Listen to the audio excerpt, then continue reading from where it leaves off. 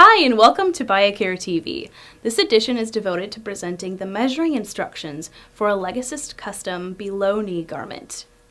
Be sure to use the Legocist BK measuring form, which you can download from BiaCare.com to make sure you have the most recent version. We start by making the landmarks on the patient's leg, which include the top of the garment and the bottom of the garment. First, wrap the measuring tape around the leg, with the top edge positioned at the bottom of patella. Do not pull the tape tight, just apply light tension to hold it against the skin. Make a mark along the top edge of the tape at the anterior, which is the front, the lateral, which is the outside, posterior, which is the back, the medial, which is the inside aspects of the leg, and record the circumference on the measuring form line titled Bottom of Patella. We recommend leaving approximately 1 centimeter between the top of the garment and the knee crease at the back of the leg for patient comfort. Next, wrap the measuring tape around the ankle, with the bottom edge of the tape positioned where the bottom of the garment will end. Again, do not pull the tape tight. Make a mark along the bottom edge of the tape at the anterior, lateral, posterior, and medial aspects of the leg, and record this circumference on the measuring form line titled 0 point. Now that we have established the landmarks for the garment, we locate the circumference measurement positions on the lateral aspect of the leg.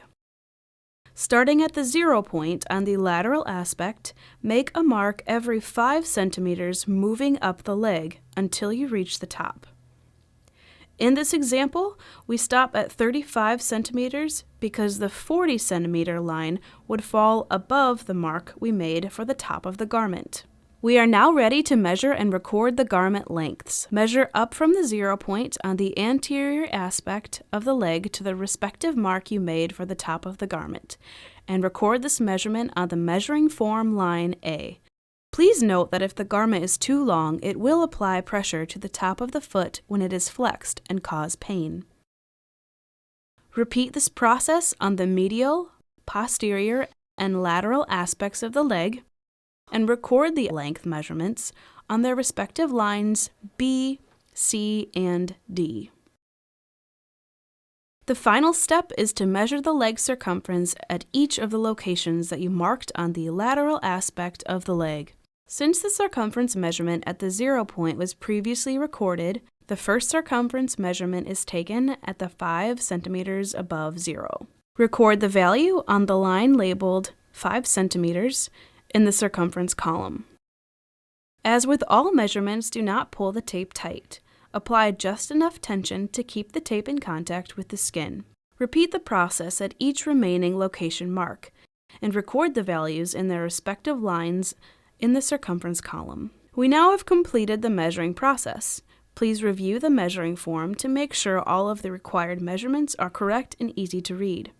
When reviewing the circumference measurements, remember that they are taken at locations along the lateral aspect. In this example, since the lateral length D is 37 centimeters, we do not expect to see a value on the lines labeled 40 centimeters. Moving to the foot, encircle the tape measure around the heel and the ankle bend, and record the circumference on line I.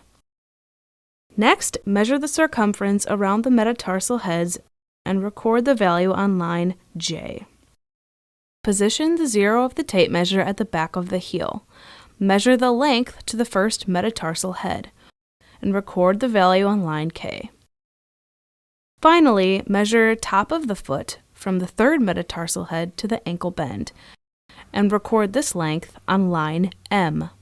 Thanks for joining us for this edition of BiaCare TV. If you have further questions or concerns, feel free to give us a call or visit our website at BiaCare.com.